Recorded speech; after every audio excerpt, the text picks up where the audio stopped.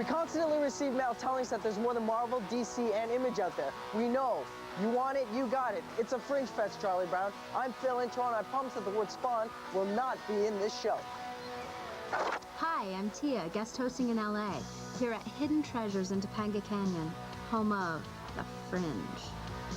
A Fringe, alternative, self-published, or just offbeat. Whatever you want to call it, we've got it here on this episode. What's up? I'm Nick in New York, and welcome to the Anti-Gravity Room.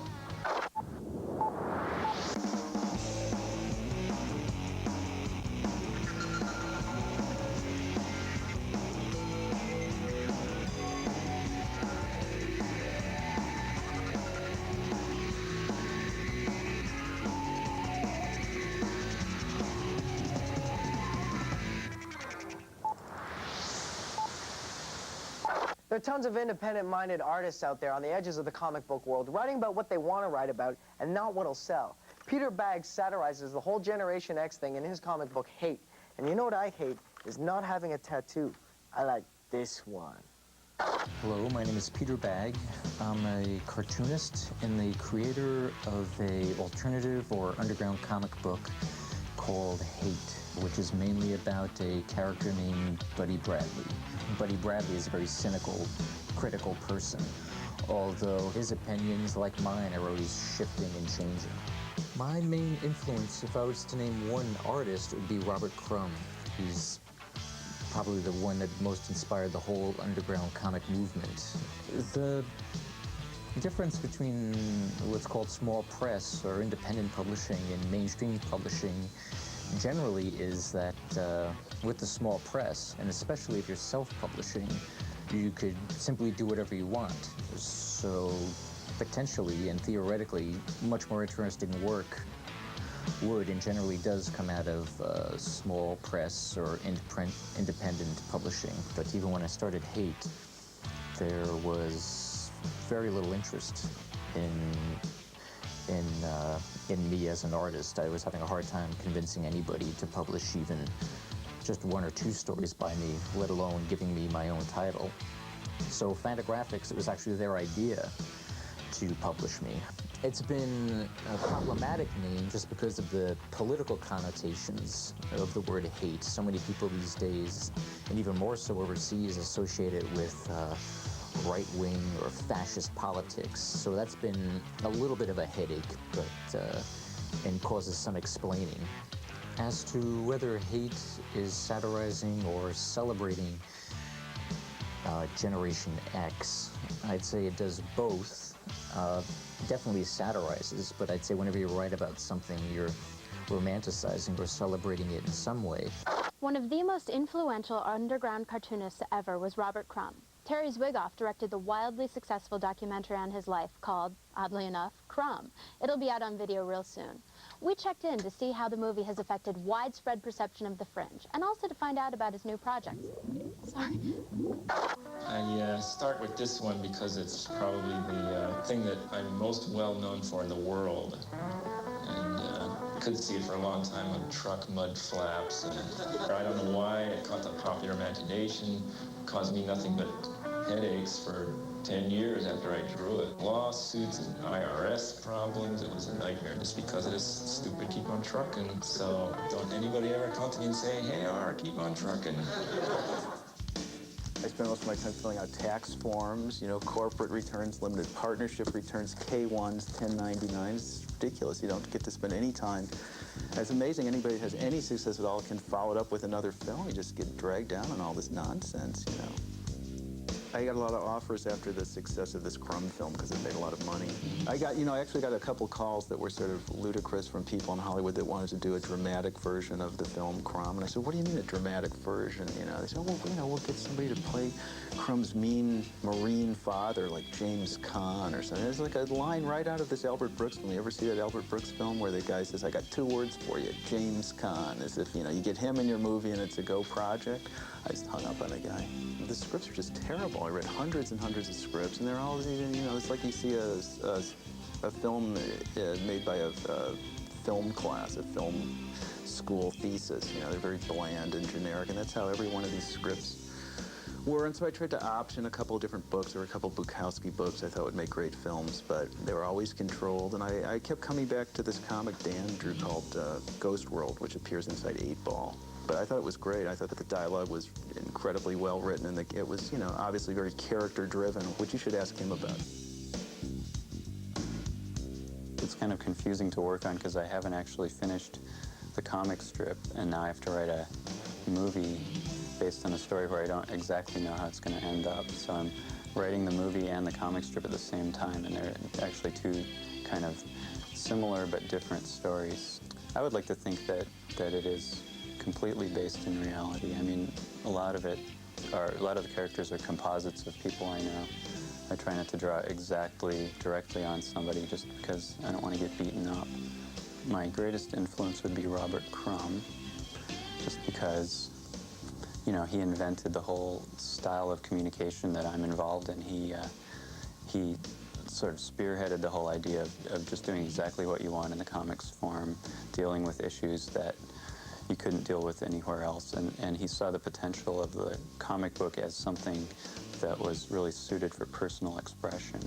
Speaking for myself and all my crotchety old friends who draw underground or alternative comics, none of us are really interested in seeing our work on a computer screen. It's just, you know, we like the whole idea of stuff being printed on paper. That's what we grew up loving, and now the idea of seeing that transferred to a video screen is just not interesting at all.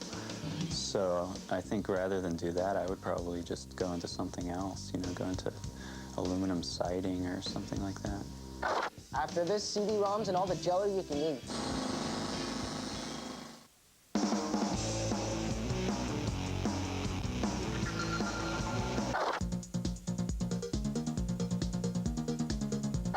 Okay, this week we're reviewing Assault Rigs for the Sony PlayStation. It's a tank game, much like Combat for the Atari 2600. Remember that? And when I say it's much like Combat, there are a lot of similarities. First of all, okay, you got to choose one of 3 tanks, 3 whole tanks to choose from. They're all the same tank, basically, painted different colors. And, oh yeah, one, the gun turret doesn't move. I guess it's rusted shut, like a real old tank. Okay, so you're going around this virtual reality world, and how can I describe how it looks like? Remember Tron? Well, I'm sure there was a pilot for it at one point, so that's what it looks like. And you're basically going around shooting everybody, and you collect gems, like crystal castles for the Atari. The good thing about this is it's presented in Dolby Surround. So not only do I have the bad game in front of me, I have a bad game coming from this side behind me, and from the center speaker and everything, because I hooked it up to my home theater. Assault Rigs, I have to give it 2 Gs out of 5. It's a bomb drop. This just in. Every major character, from Leonard Nimoy's Primortals to Neil Gaiman's Lady Justice, is featured in the big entertainment crossover, beginning in Wheel World's #1, Neurojack. The popular online cyber hero takes comics by storm this June when he makes his debut in a one-shot comic from Big Entertainment. For generations, the Stern family kept the Mr. Monster dynasty alive until Jim Stern quit. Graffiti Designs brings you the Mr. Monster graphic novel, available now. No food, no water. What comics would you like on a desert island? The comics I would take to a desert island would be Popeye by E.C. Segar, The Spirit by Will Eisner, Tintin by Hergé, Jack Kirby with Stan Lee's Fantastic Four, and I'm sure there's others, but I can't think of them right now, sorry. Which brings us to the question, what makes a comic book on the Fringe? A lot of the art can be more individualistic. I think the characters are a little more complex. I think the subject matter. The pictures don't look like they're cut out from the same artist and based on. They're unique, they're different. They have different style and technique. But Fringe comic books look really realistic. Palmer, Sarina Robbins, and Nick. What more could you want?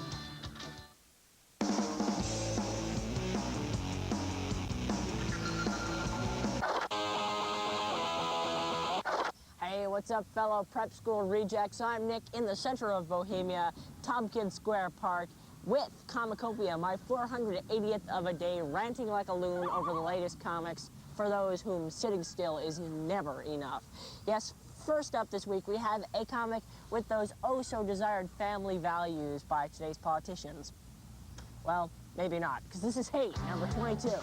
As you probably know, this comic is about Buddy Bradley and his dysfunctional family.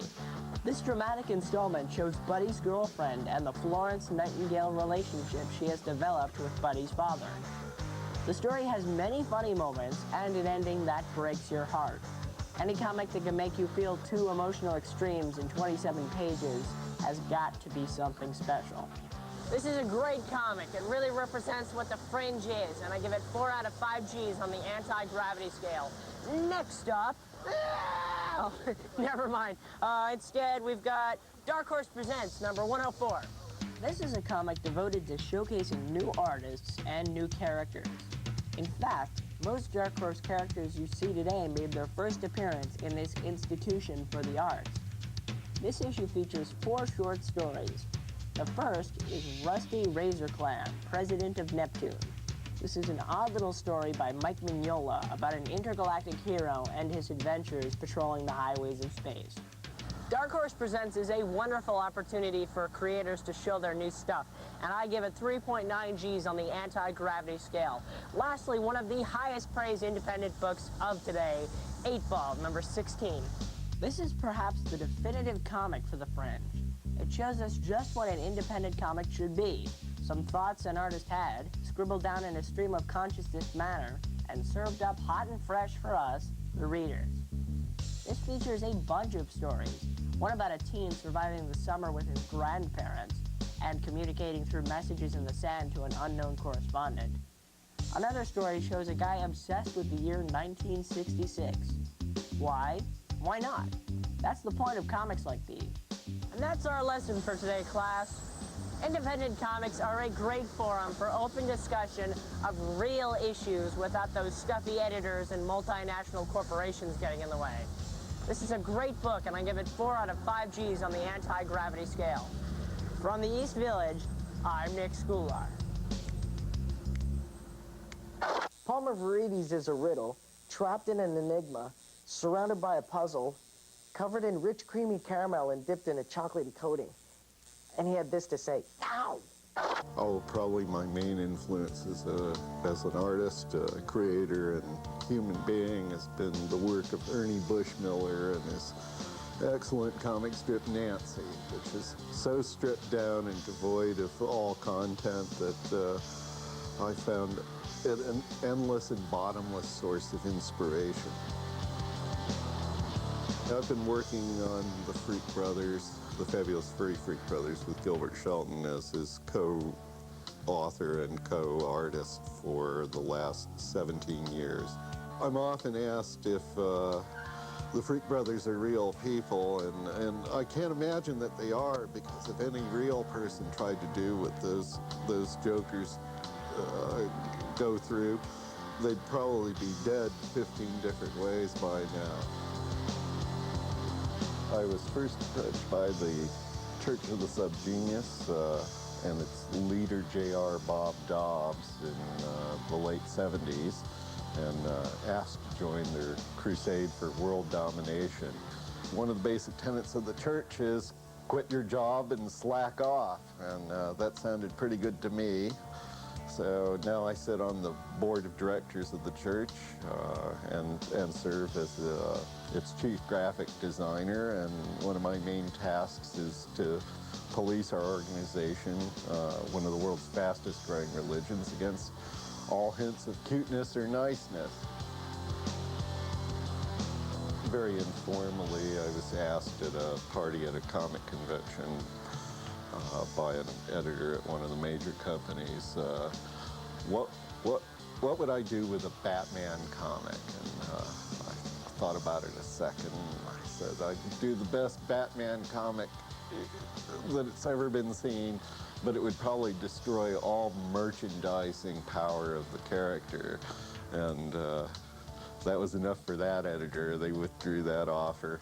I rather would work in the alternative comic field, because I have control over my subject, my characters, and my statements and the ideas in the work, which is really what draws me to it, is the ability of comics to communicate with the reader. That's what I'm interested in, not pushing marketing schemes on kids. Now a special treat. Anti-Gravity Room field reporter Keith Knight has successfully scored an interview with Sarina Robbins, well known for her work on women's comics. Spell it with me. W-I-M-M-I-N-S-C-O-M-I-X, women's comics. Okay, Trina, what was your very first comic book?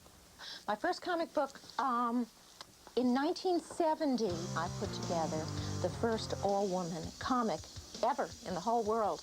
And it was, of course, called It Ain't Me, Babe, and that was my first book. What piece of work are you most proud of? In 1988, I co-edited a book called Strip AIDS USA, which was an AIDS benefit book. We had cartoonists from all over the country doing comics about AIDS. In 1990, after the Supreme Court passed the Webster decision limiting women's rights to abortion, I actually formed a publishing company to publish a pro-choice benefit book. So what would you consider to be your main influences? Well, when I was a kid, I read comics voraciously, and basically I read every comic that had female protagonists. The superheroes bored me to tears. I couldn't have cared less about Superman and Batman, but every comic with female protagonists inspired me. And I was lucky because by the 60s, female protagonists were in pretty bad shape in comics, but in the 40s and 50s, they were still really strong. So I grew up with some fabulous images. Mary Marvel, I gobbled her up. She was a girl. She wasn't just a superheroine. She was a super girl, not a woman. She was flat-chested. And all she had to do was say Shazam, and she could fly, and bullets bounced off her. She was just as powerful as all those guys, more powerful than Wonder Woman. I bought every copy of Wonder Woman. I never missed an issue of Wonder Woman. She was such a fabulous superheroine. So do you have any last word for any of the aspiring cartoonists out there? I don't have a whole lot to tell young men who want to do superheroes, but if it's people who want to do non-superhero comics, if it's women who want to do comics, then I want to say don't give up. Just because right now there seems to be nothing selling except X-Men and Batman doesn't mean things won't change and doesn't mean our time won't come.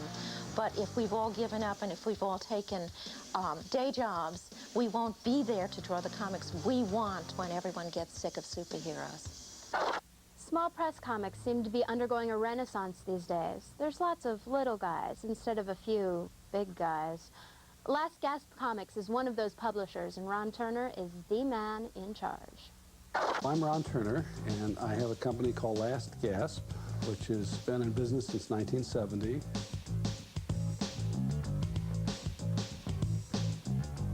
Some people think of us as a fringe publisher, and I like to think that we publish the greatest, best, craziest stuff that's available.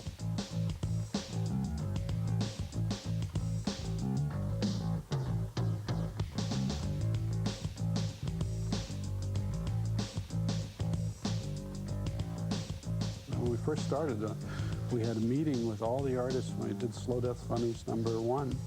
And I asked all the artists what were the important things, and I asked them what did they want per page, and what did they want for things. We've always let the artists hang on to the original artwork. And here we have collected many thousands of comics through all these aisles. We have our house title edited by Noah Mass called Last Gasp Comics and Stories. Here's Robert Crumb doing a story about how dumb he was as a teenager. We've published the lion's share of Robert Crumb's work and have for a long time. We still have some problems with bookstores about Robert's work, even though the film, I believe, sort of in a strange way legitimized the art form of underground comics. This is the Tim Leary a comic called Surfing the Conscious Net, and this is like unlike any novel. It has graphic art all the way through it and some Robert Williams. It's a very lush novel. It's enjoyable just for its color fun. Of course, we've done many Zippy the Pinhead books. That's Bill Griffith's character. So if there's one comic that you guys want to go out there and get anytime, look for the Binky Brown Sampler. And it's just a wonderful book, but it's so personal that you'll identify with it completely. A lot of our people work very hard at what they do because it truly is a labor of love, and they love the medium, and they want to tell a story, they want to do something experimental. After this, we look at Mail from the Fringe. Sounds kind of like Postcards from the Edge. Nah, it's been done.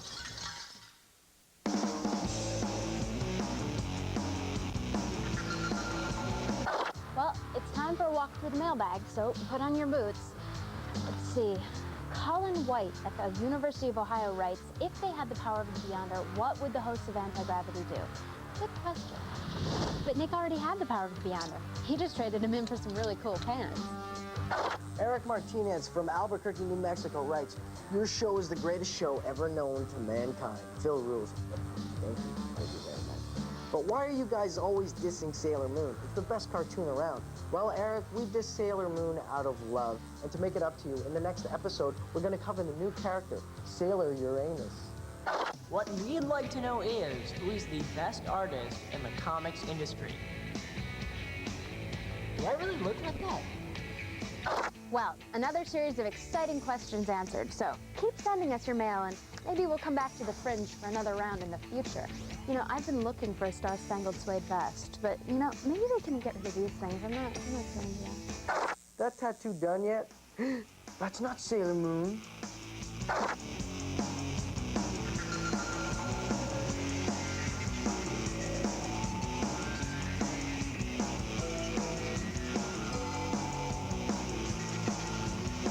An extraordinary young boy races through time and space to reach the ultimate virtual reality arena and enter a contest to save the planet Earth. Time Master, a Sci-Fi Channel planetary premiere, tonight at 8 p.m. Eastern, Sci-Fi Saturday. It's hatching, a larva of revenge set in the heart of Tokyo. Witness the metamorphosis of destruction as it grows from caterpillar to moth and moth to monster. Mothra, today at noon Eastern, Sci-Fi Saturday. Now stay tuned for The Odyssey, coming up next on the Sci-Fi Channel.